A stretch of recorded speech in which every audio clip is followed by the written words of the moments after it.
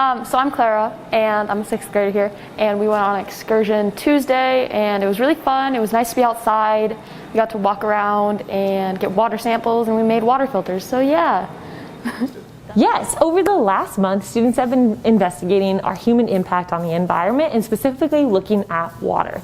And our water sources, and starting to investigate just how much work goes into getting that water from a source into our taps. And so over the last couple of weeks, students have also investigated water inequities, like what food deserts and how does that impact our water supply, or how does pollution and factories impact our water supply as well. And over the last 2 days, students have been constructing and designing their own water filters just to see how hard it is to actually filter and increase or get a most neutral pH level for their water.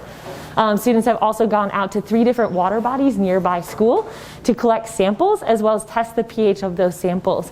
And then we're going to compile all that data and compare how do these 3 sources that are only 1.5 miles from each other, how do their different pH levels vary or differ, or are similar or different. And then students are also doing a trash cleanup around our neighborhood. As we just learned from the storm truck cleaning, that's one of the things that clogs the drains the most is human pollution and trash. And so we want to do our part and to create that relevant experience for students to pick up our neighborhood.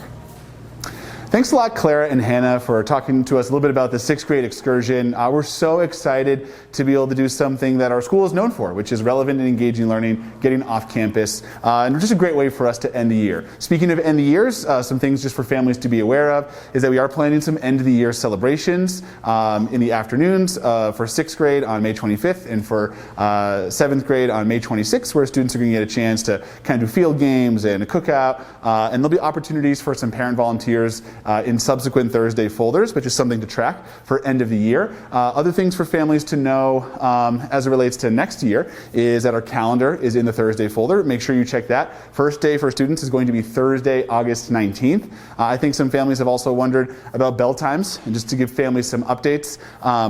As you probably have been tracking, our school was given the 9:10 to 4:40 bell time, and for us, our concern with that is that late afternoon time has been a time when students have shifted away from rigorous coursework and towards enrichment activities that benefit the whole child, and we're concerned that a shift away from that is detrimental to academics and to the whole child. And so we are going to solve for that. We have gotten approval for our school leadership team to run this club time idea, which means that from 4 to 4:40, it's not going to be core coursework.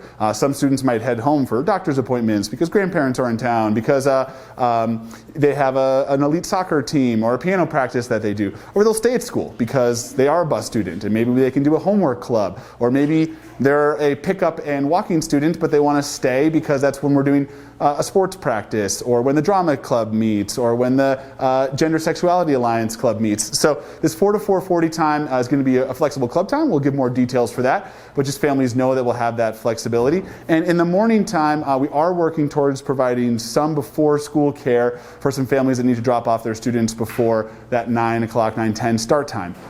Something also that's important for our families to know is that Teacher Appreciation Week is next week, the week of May 3rd. There are some details in Thursday folder about how you can support with some Feed the Teacher efforts, or even maybe more importantly than that, sending individualized appreciations to some teachers that have really made a strong difference for your child. Just a great way for us to ensure that we have a GOAT community that is properly appreciated for all the love and hard work that they are providing our students. So as you can see, so many great things happening here to end the school year, going on excursions, end of year parties, our spring sports are in full swing, and so we're just really excited about having a great end to our year with only 4 weeks of school left. Reminder, there is no school tomorrow on April 30th. It's a teacher workday, so to make sure you're tracking that. And then, yeah, strong finish for the end of the year. Thanks for tuning in.